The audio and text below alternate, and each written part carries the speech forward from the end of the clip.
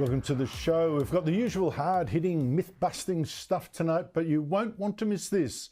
We'll ask the human star of a new dog show, what is the best Australian farm dog? Is it the iconic Kelpie, the true blue workers dog, or the equally iconic Border Collie?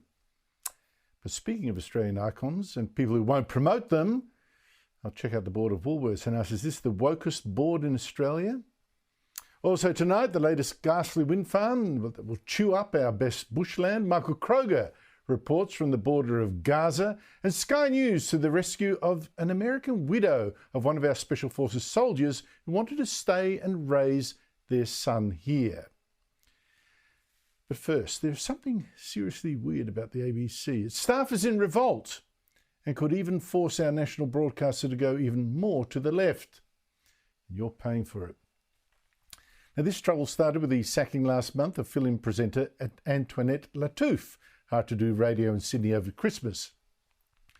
Now, I'm amazed that Lattouf was hired at all because she identifies as Lebanese Australia and was posting a stream of anti-Israel stuff on social media. You take her first Instagram posting on the wall after Hamas terrorists slaughtered 1,200 Jews, raped many women, kidnapped even children. Lattouf posted a clip essentially saying, well, oh, not good, but this is what Israel will get for being so terrible. You can and should speak out against the occupation because that is the root of all of this. And unless that comes to an end, the bloodshed will continue. Oh, it's Israel, not Hamas. Anyway, now some ABC bosses must have thought there's a risk here. So told Lattouf, no more posting on social media on controversial topics while you're with us. And yet, she still posted things on Israel, like this link to a report by Human Rights Watch accusing Israel of using starvation of Palestinians as a weapon. Anyway, she was sacked. Now suing the ABC for unfair dismissal, even claiming it's racist, sacking a poor coloured girl, would you believe? Saying it's disheartening to not only witness the horrendous treatment of people of colour by the ABC over the years, but now to personally and so publicly feel its wrath. The ABC says it's nonsense. It just sacked her for posting on social media when she'd been told not to. But this playing of the race card by an anti-Israel activist worked a treat with the very woke ABC staff who posed for a picture of themselves protesting against their wickedly racist bosses. Their union had another meeting today to discuss their cultural safety. You got to think cultural safety? It's like these bozos assume that, of course, all ABC staff of Middle Eastern background must be anti-Israel and must be allowed to say so on the ABC. Identity politics is poison. This revolt today spilled out onto the ABC's airwaves this morning. Its Radio National breakfast show gave an almost uninterrupted 13 minutes to a former head of Human Rights Watch, whose report Lattouf had retweeted, to blast the ABC and smear Israel. Here he is, Kenneth Roth. It was a completely factual, uncontroversial report. Is ABC really willing to stand up to pressure not to criticize Israel?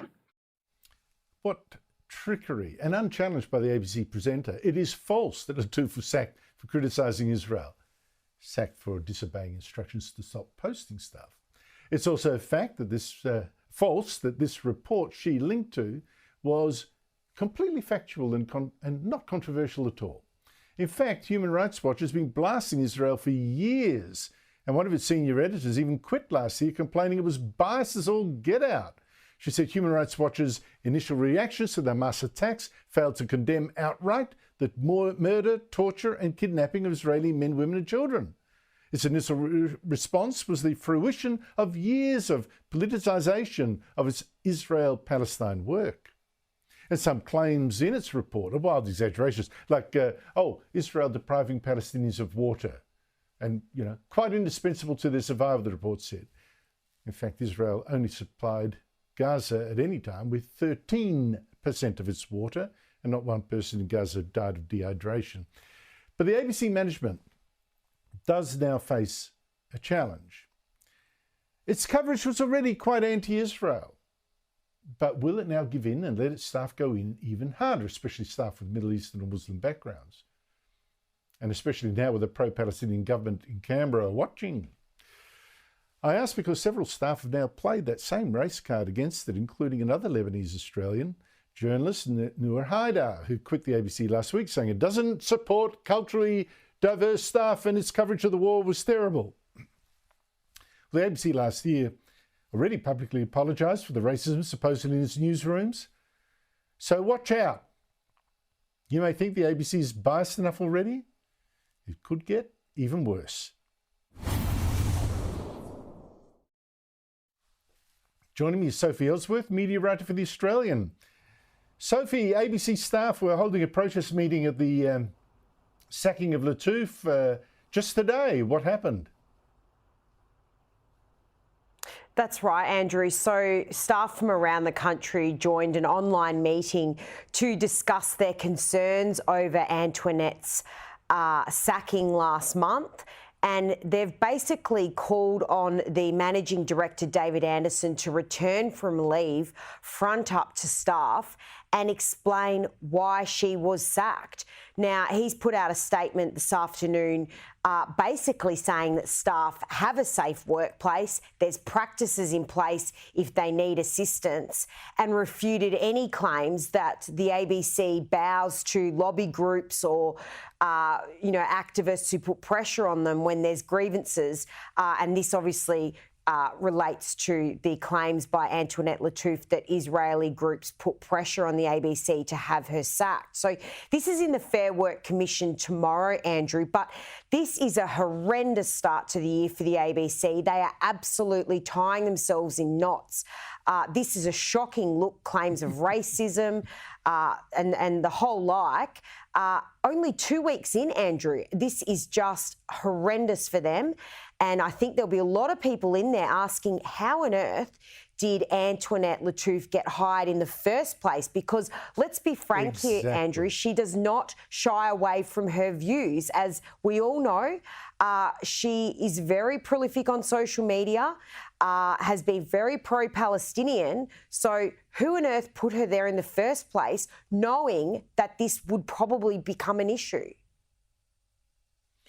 I find it incredible. I find it also quite funny. They bred the whole identity politics. They've pushed it for years and now they're getting eaten alive by it.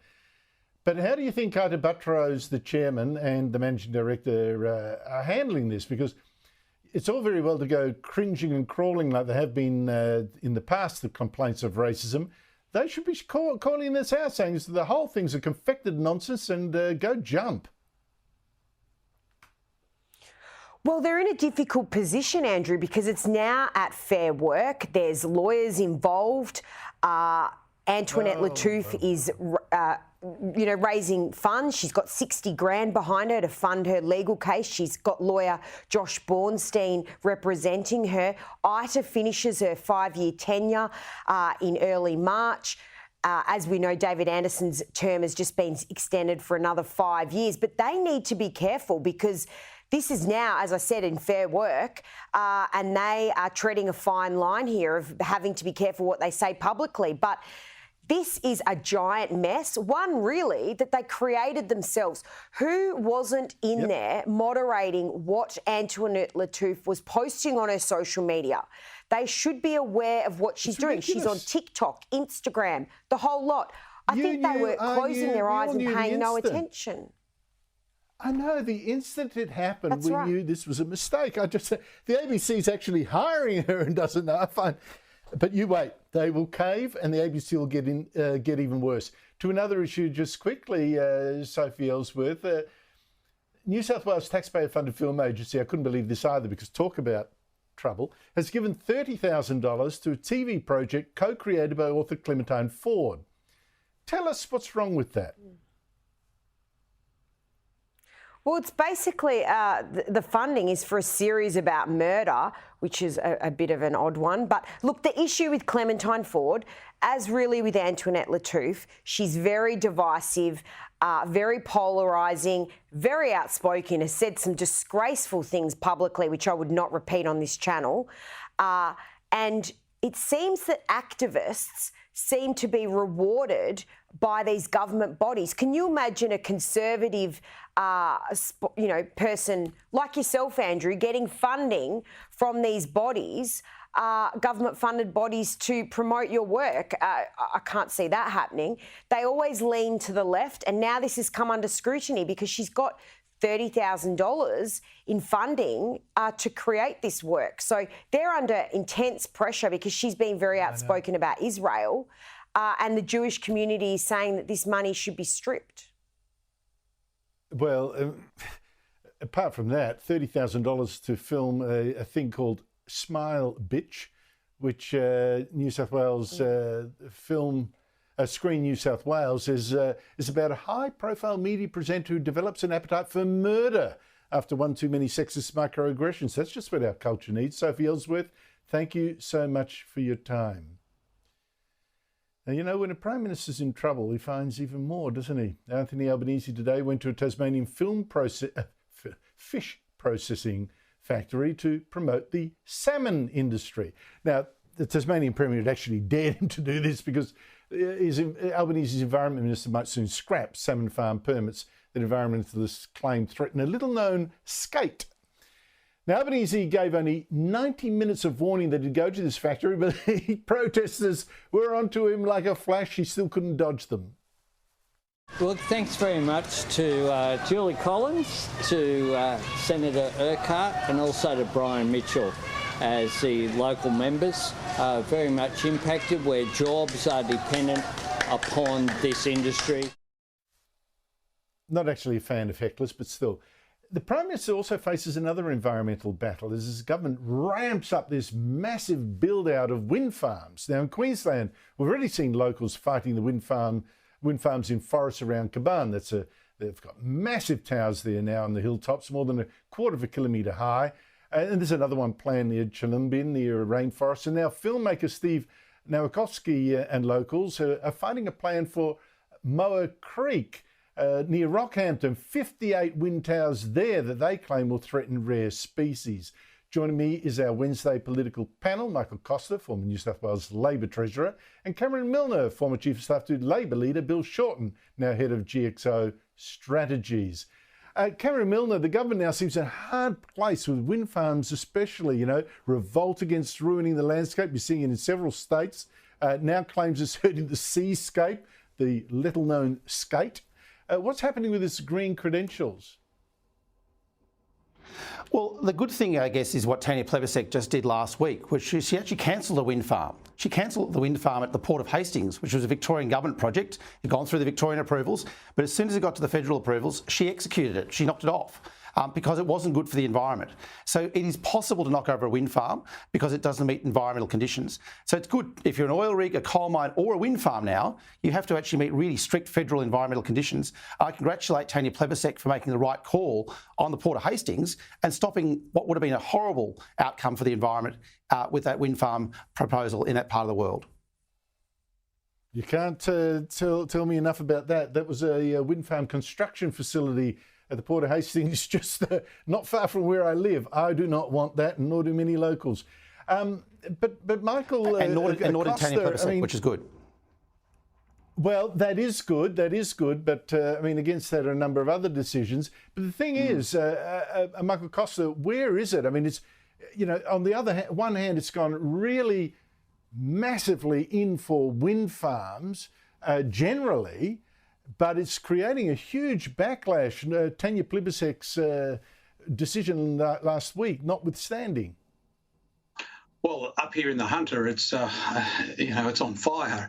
The proposal for that offshore wind farm, I can tell you, has galvanised all sorts of people in the region you wouldn't think would get together in opposition to it. And I think fundamentally, Andrew, there's always been this contradiction between real environmentalists, as I call them, people that are concerned about their local environment and the amenity of that, and the sort of global doomsday cult that focuses on global warming and the sort of global type issue, the globalists. And I think you're starting to see the contradiction catch up with Labor because it finds itself on the wrong side of that argument. It needs local votes to win elections, but it's well and truly tied in with the sort of global doomsday cult.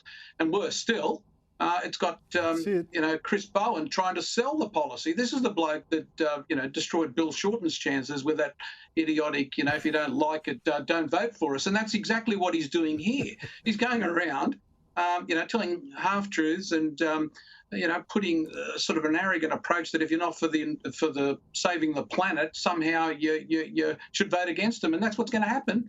That's what's going to happen. In the meantime, 440 nuclear plants in the world, right. 220, research plants, 100 more nuclear plants to come next year. It's just absurd, the position that Bowen's put. Well, you mentioned the Hunter, of course. Marginal Labor-held seat two there, and they're in danger. But Cameron Milner, the Chinese ambassador, last week he warned Australia not to support Taiwan's independence from China or would go over an abyss, a real threat. And today he'd held a big press conference saying, well, actually he wanted more from our relationship. But there was one particularly interesting thing. Last November, the Albanese government accused a Chinese naval ship of using an underwater sonar to injure some of our divers from the HMS Toowoomba, who were in international waters off the coast of Japan. They're trying to clear the propeller. The ambassador today denied it and blamed China's traditional enemy, Japan. Have a look. They didn't initiate the so-called sonar against the divers from Australian side. What they said is, should they have initiated the sonar from the Chinese ship against the divers, it would cause immediate fatality. There was a third country boat nearby. Whether or not there was sonar from the other side, other party, we're not sure. Which country was that? Japan. I haven't seen the ambassador's comments, but I stand by the comments that we've made at the time. We made strong representations to China about this incident. Cameron Milner, is the ambassador a liar?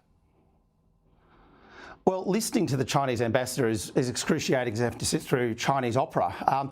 There are so many excuses from this guy. One day he loves us, one day he hates us. He's obviously just the mouthpiece of Beijing. And for a country that can't tell us what happened in Wuhan, where coronavirus started, why would we believe them about the sonar attack? I believe Richard Marles, I believe the Prime Minister, I believe the Australian Navy. They all said the Chinese Navy did this to our divers who were in the water. That's who I believe in this situation. You might recall, of course, that the Prime Minister had an opportunity to confront the Chinese dictator to his face when they were in a meeting in America, and he didn't take that opportunity. What is happening to this relationship, Michael? I know the government did not respond last week to the ambassador's warning not to back Taiwan's independence or else. Have we been cowed at all? Well, look, Australia's position has to be that we will stand in support of democratic nations. If China wants a policy that says one China, I'd support that, provided the Chinese Communist Party had democratic elections within mainland China, and I'm sure even the Taiwanese would support that. The fact is we support countries that have our values, and Taiwan has our values. They have a functioning democracy. The relationship with China is clearly one that's tempered by our economic requirements, but we should never compromise on our values and our fundamental political philosophy. And I think it's always going to be a tightrope. And Cameron, how do you think the government's projecting internationally on issues like China? Oh, look, I think Albanese missed a huge opportunity with Xi, and obviously wanted to be called a handsome boy and to kowtow. I mean, he was weak on that moment. So we've discussed that before. I am worried about us.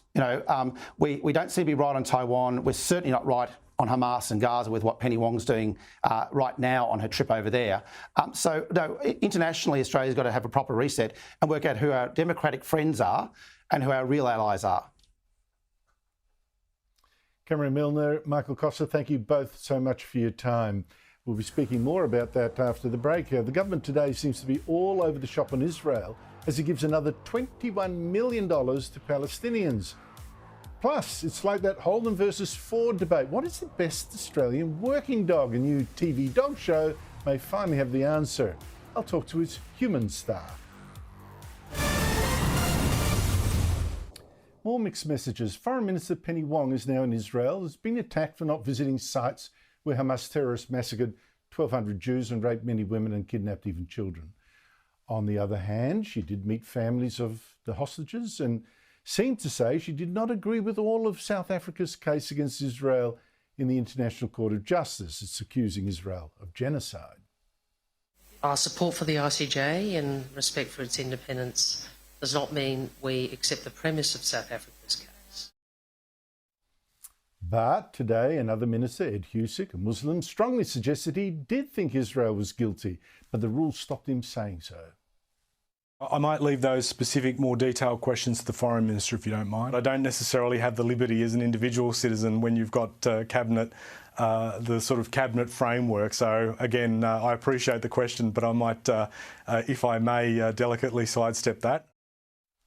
And the Prime Minister was somewhere in the middle, trying not to upset Jewish Australians, trying to please Muslim ones. The Foreign Minister made clear Australia's position. That doesn't mean that we agree with some of the assumptions that are there in the South African case at all. It means that we respect the independence of the ICJ and the role that they are playing. Is it so hard to say, no, Israel is not committing genocide? But joining me from Israel's border with Gaza is Michael Kroger, regular Bolt Report commentator, former president of the Victorian Liberal Party. Michael, where are you now? And does it throw any light on all this faffing around by the government?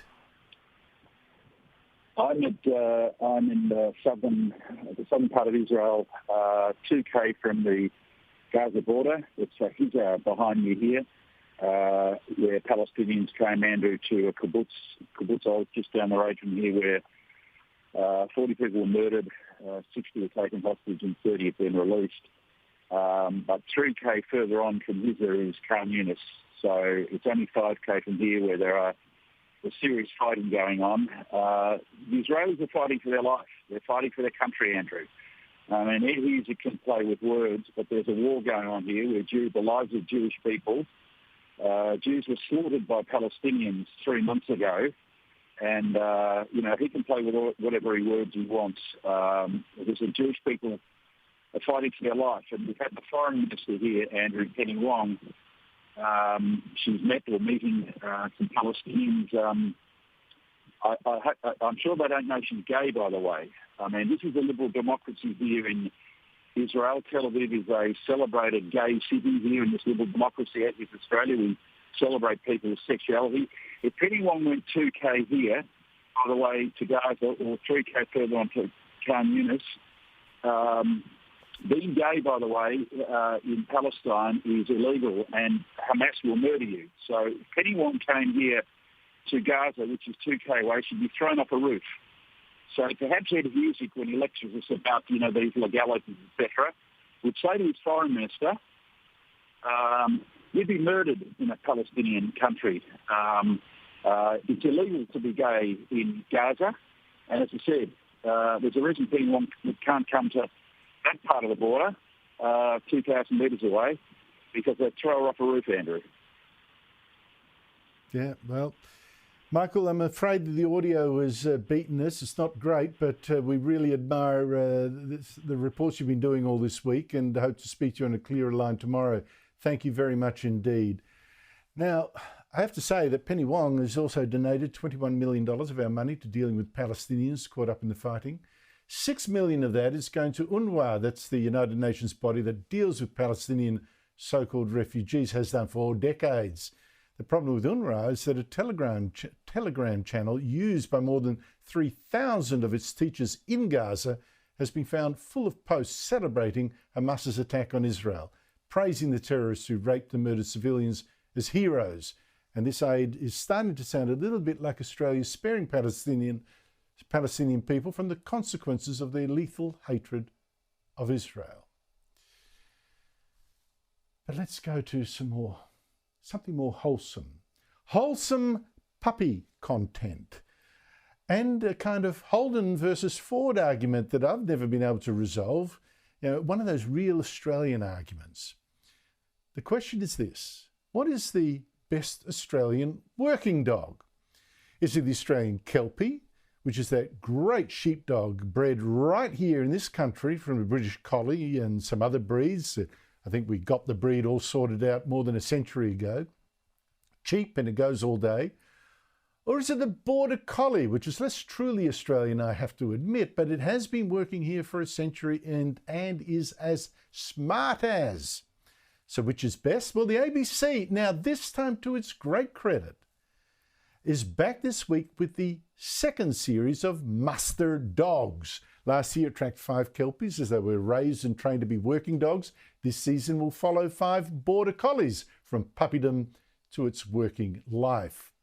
So who better to answer this great Australian question, the Kelpie or the Border Dog, or the Border Collie, than the human star of Muster Dogs, expert dog trainer Helen McDonald. Helen, thank you so much for joining us. Tell us, what is best, the Kelpie or Border Collie? Many farmers are watching right now, waiting. Thank you for having me on. At the end of the day, it's a personal preference, but we don't want to look at it as a Kelpie versus Border Collie.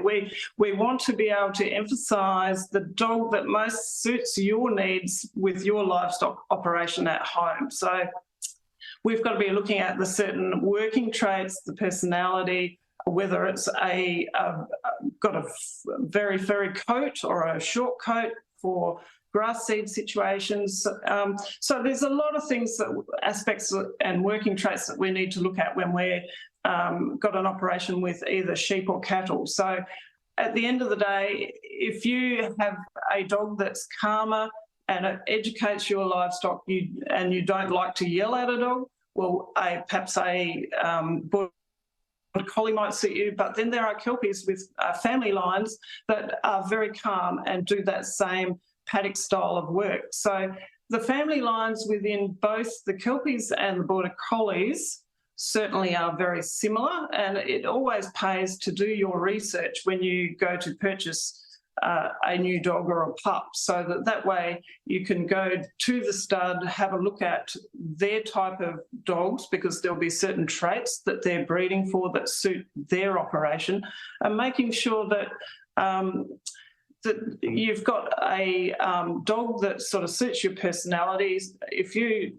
don't mind yelling at a dog all day, go for it. You can go for a more bubbly, more outgoing sort of a dog, but for a lot of people, they like to have a situation where it's calm and relaxed and enjoyable. And that's why we have a dog, is to create great enjoyment in our day's work. So we need to go for a dog that's a lot calmer and easier to train and have the memory to not have to be teaching it the same thing every time you get it out to work. So let me see if I can understand. Are you trying not to be showing any preference? But what is the fundamental difference? The Kelpie seems to me, from what you're saying, to be a bit more mind of its own, and the Border Collie more reserved and more English, shall we say. Is that the fundamental difference?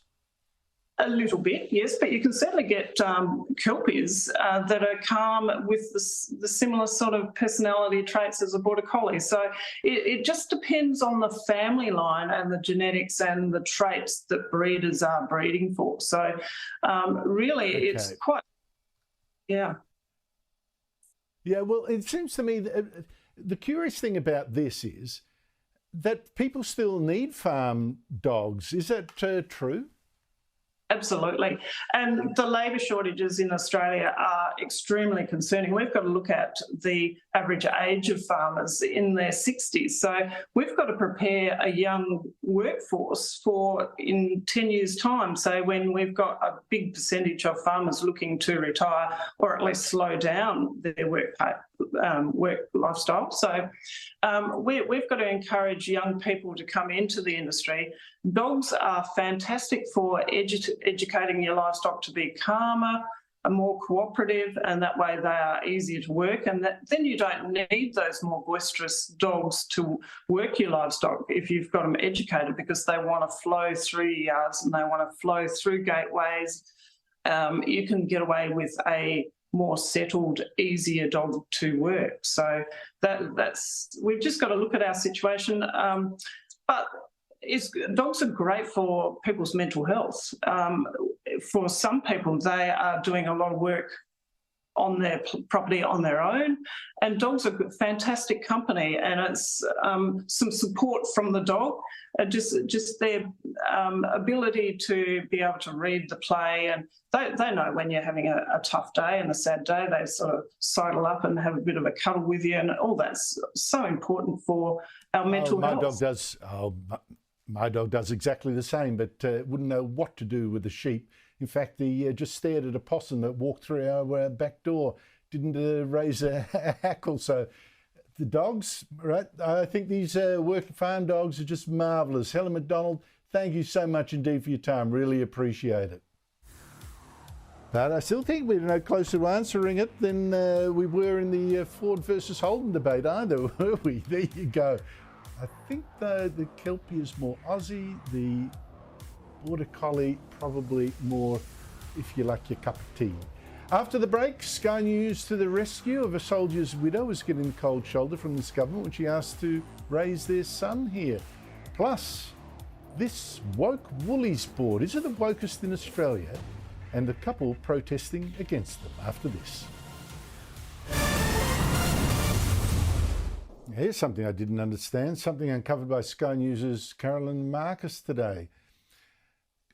Christy Chilcott, she's trying to stay in Australia with a 5-year-old son, but she faced a crazy hurdle until Sky Today got involved. She's the widow of Drew Chilcott, who was a Special Forces clearance diver. He did 13 tours overseas, dangerous ones. He was injured a couple of times and then broke his back in a training exercise, had to quit, of course, then went to live with her in Los Angeles, where he's died in a motorbike accident. Now, his widow wants to raise their son here in Australia if she's allowed. I feel like it's my last chance to carry on any sort of parenting that I hope to do with Drew. But here's the thing, she was wrongly told by a migration agent she'd get a bridging visa while she waited here for a parenting visa, which could actually take years. Turned out to be false. So her local MP wrote to Immigration Minister Andrew Giles asking for help, saying a bridging visa would run out on July 1. Could the minister make sure she could stay? No response for 4 months, until just this afternoon, after Sky News reported this. Now she's been told she's at the very top of the queue. Join me, Daniel Wild, Deputy Executive Director of the Institute of Public Affairs, and Evelyn Ray, Sky News presenter, a regular commentator on the show. Evelyn, it's hard to believe, right? The Immigration Minister has let more than 500,000 immigrants into this country in just 1 year, but couldn't reply to the widow of a crippled Special Forces veteran until we got involved. Look, Andrew, I actually don't think it's hard to believe, to be honest. We're talking about the Australian government here. But look, this is unfortunately the world that we live in. This is the world we've allowed our overlords to create, where up is down, down is up, left is right, right is left, good is bad, bad is good. But, you know, inevitably the system will collapse because stupidity can't sustain itself. But my heart bleeds for people like this who will unfortunately unjustly suffer in the meantime as we wait for that inevitable collapse. But what a terrible message our politicians are sending to the people. If you do the right thing, we will punish you. If you do the wrong thing, we will reward you. And, you know, this is the thanks that you get for risking your life for the nation. And it's no wonder we're at an all-time low for voluntary submission into our defence forces. I mean, can you really blame people for not wanting to be a part of that? Very good point. Now, before I go to Daniel Wild, who's got some great stuff about Woolworths, so just quickly, because you've got a farm, Kelpies or Border Collies? Kelpie. I have a Kelpie. There you go. There you go. I thought as much. Now, about another issue involving Australian symbols, Daniel, you know, as we've reported here on this show quite a bit, Woolworths has banned the sale of Australia Day merchandise because it says it wants to respect all shoppers when given not all agree with the day. I mean, how about respecting the people that actually want to buy this stuff? Daniel, you've actually checked out the Woolworths board, hoping to understand how it could approve this kind of extraordinary decision. What did you find? Well, that's right, Andrew. When you look at the board of directors, there's 9, including the CEO, and 4 of them also sit on the boards of other woke corporations which either funded or supported openly the voice to Parliament, those companies being Telstra, NAB, ANZ, Qantas and Origin Energy. And this gets to a couple of key points, Andrew. The first is that there is no longer any diversity of opinion in corporate Australia anymore. You mentioned diversity of every other kind, but the one kind they don't want in their stores or in their boardrooms is that of a diversity of political views and social views. We've seen that with the Voice to Parliament, we've seen it with Australia Day, we've seen it with climate issues as well. Secondly, Andrew, big business has all but given up advocating for policies which are in the national interest. It wasn't that long ago where business leaders would lead debate on key economic issues like productivity growth, reducing the tax burden, cutting red tape and regulation, improving competition so consumers get a better outcome. Now they are preoccupied with these divisive, woke issues, and it's no wonder why trust and confidence in big business and corporations like Woolworths is at an all-time low. Well, Daniel's point is interesting, Evelyn, because I actually wrote in my column about this, I think it was on Monday in the News Corp papers. There is almost like a different sort of social class among board directors, etc., where they all do tend to think alike, because being picked out by social media as the different person, the straggler, the not right thinker, could kill them if it came to applying for another board position with someone like Qantas or for a government board position. The same thinking is right at the top. Absolutely. Look, I think it's just clearly another example of left-wing people not giving a hoot about what the majority want. You know, these sorts of people say that they are champions of democracy, but what they usually mean by that is the exact opposite. It's the same old virtue signalling we have come to expect from these big corporations, from these people at the top. But here's the thing, the public are getting very tired of it. And that's encouraging because the public can be very strong when it comes to capitalism. And perhaps the public should let these people know who are calling the shots that they're not happy about it. And maybe that's the only thing that's going to make a difference in direction for these people and for these companies. Yeah, but Daniel, is Evelyn right that the public is not falling for it, they're against it? I wonder if there's in fact a generation gap and whether Australia's falling through it. Now, two viewers, Frank and Di, tell me they bought Australian flags at a $2 shop and they walked around a Woolies store in protest at the ban on Australia Day stuff. They had a lot of fun. But I'm told by Frank that when one of the flags fell from his head onto the floor, a girl told him that the floor was where our flag belonged. So I just do wonder, can we still win this fight when we've had a younger generation inculcated into this Australia, anti-Australia feeling, this anti-Australian flag feeling? Well, I share your concerns, Andrew, but I think we can win this fight. You look at the Voice to Parliament, 60% voted no. That included 45% of young people and 55% of young men voted no to that. And that came down from about 80% support to begin with. So I think young Australians are similar to all Australians. When you make a debate, when you put some information in front of them, they can be persuaded. But it is clear that if we don't fight for our values, if we don't fight for our way of life, we will lose. And you've been doing this day in, day out for many years, Andrew. We do it at the IPA and many others, which is to talk about Australia is a good country with a proud history. And yes, there are concerns with the education system. Clearly, it's indoctrinating rather than educating young Australians. But I have a lot of confidence and hope for the future out of the Voice debate. We're seeing this pushback against the anti-Australia Day brigade and big corporates. So we could take a lot of confidence from that, Andrew. But clearly, we have to keep going and making the arguments. All right, a good country, but a troubled future, because now see the Teals, the Teal independents in Parliament, in federal Parliament, they're demanding a new global warming target, cutting emissions by 75% by 2035. I mean, that's only 11 years away. Now, I thought they claimed not to be a party, but here's their joint party demand. Evelyn, 75% cuts. You see all the wind towers going up, etc., etc. Are even deeper cuts that fast really realistic?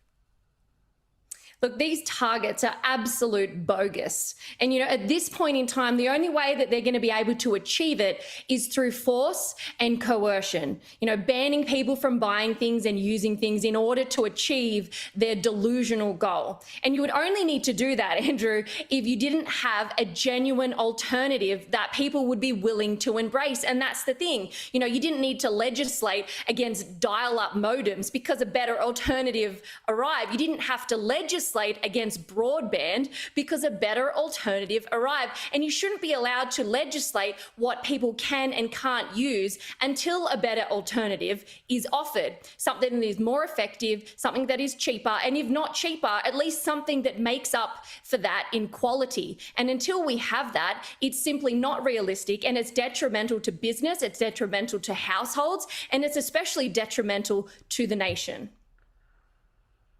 Daniel, I'm almost out of time, but what's your view? Well, this shows why you can't concede ground, Andrew. We're just talking about Australia Day. Well, if you give up on that, then they'll want Anzac Day. This is, the coalition signed up to net zero.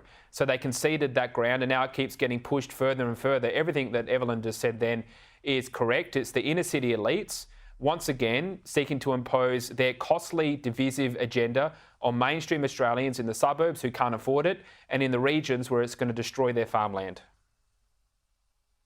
Yes, and these Teals said, we're really actually, like liberals, but, with global warming thing. They're not liberals if they're going to propose things that really damage the economy and really hurt the poorer people of this country too. Evelyn Ray, Daniel Wild, thank you so much indeed for your time. After the break, Harry and Meghan Markle, how they angered the Queen as well in her last months. Plus, is it the end of yet another British Prime Minister over something that's plaguing all of Europe, immigration? And to Britain now, where Prime Minister Rishi Sunak, he soon could be sacked, or he'll certainly lead his Conservative Party to an absolute wipeout. Can you believe it? Boris Johnson and someone who stayed so long I could barely remember her name, Liz Truss, and then this guy, and oh my God, it's just, and all in the space of, a year or something?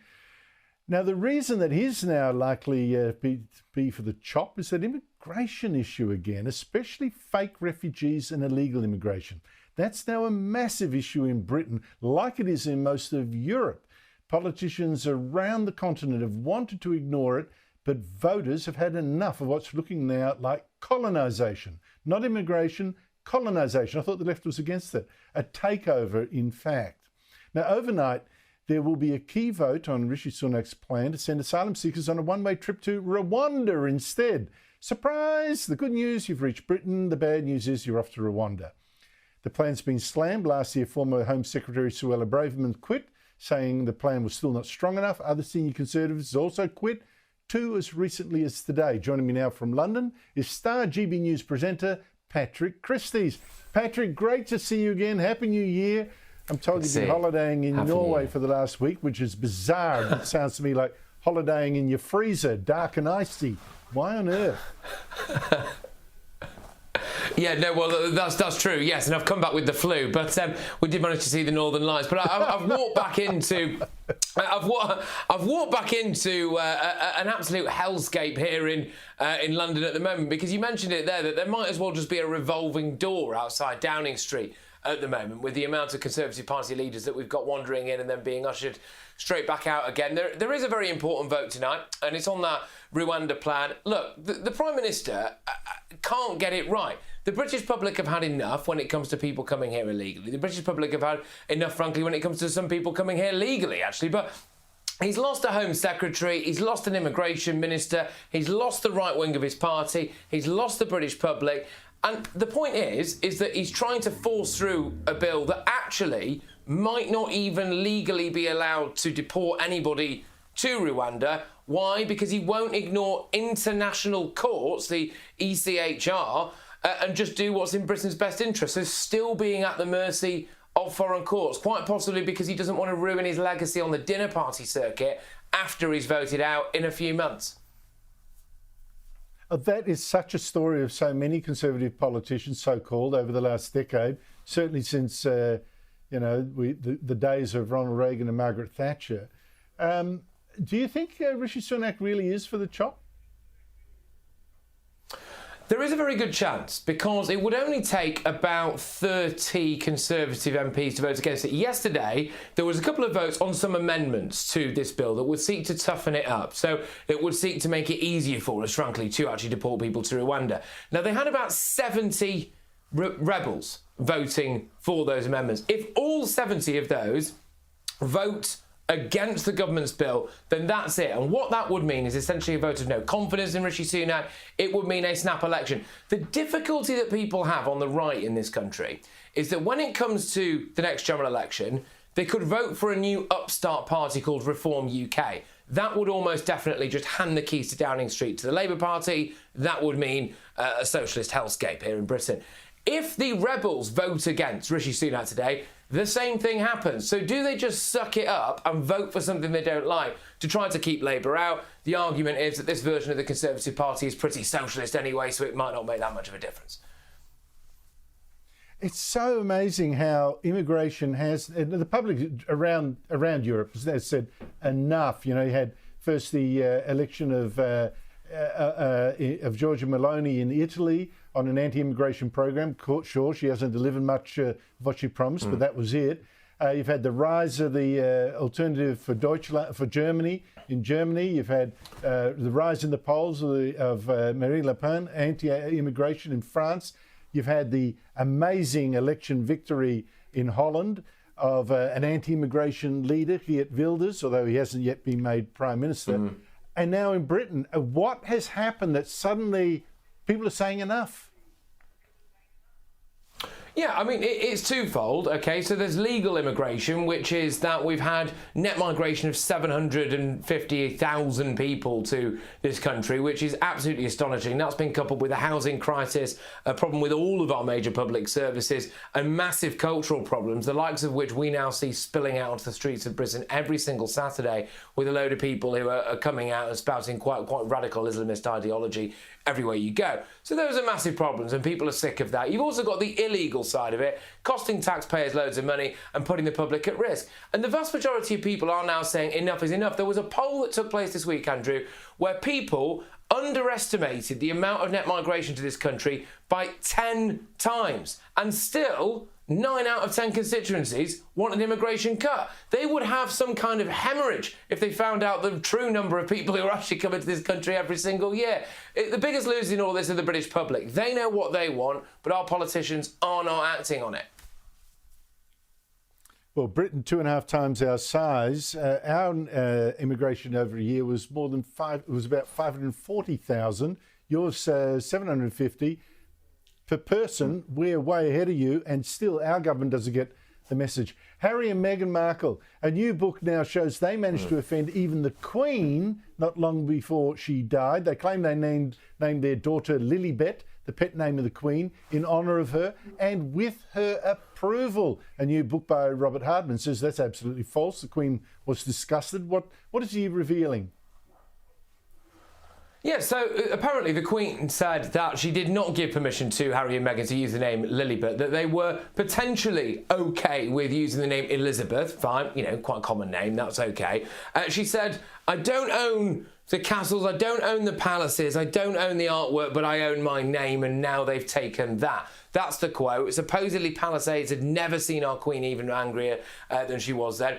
I mean, look, Harry and Meghan managed to basically ruin everything. They made the last moments of Prince Philip's life miserable. They made the last moments of the Queen's life miserable. They made it even more miserable, apparently, by naming their daughter Lilibet, who they're not actually even letting see their grandfather now, the new King Charles. The concern, apparently, amongst the palace now as well, Andrew, is that Harry's going to write a sequel to Spare. I mean, what else can he write about, for goodness sake? It's just going to be absolutely ridiculous. But we could be getting more from Harry, a new book, because apparently they didn't think they included enough detail about their wedding. Well, we paid for the flipping thing, so it'd be nice if we actually got some money back for that.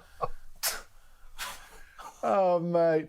I noticed that Harry and Meghan's unofficial spokesman, Omid Scobie, has tweeted in protest. He says, none of these revelations are doing the late Queen any favours. They contradict details shared by the palace with the cooperatively written biography in 2022. No good. No. Is he right? The Queen, obviously, you know, arguably the greatest ever living Brit and the world's best ever monarch, will no doubt be turning in her grave over what Omid Scobie has to say. I mean, that guy lied about his age, he lied about the vast majority, appears to have lied about the vast majority of his physical appearance as well, when you have a look at it. Oh, he's had a very, very difficult relationship with the truth, you know, so, yeah. Absolutely. Patrick, Christys, great to see you back. Thank you very much. That's it from me. Coming up next, Sharry Markson. Good night.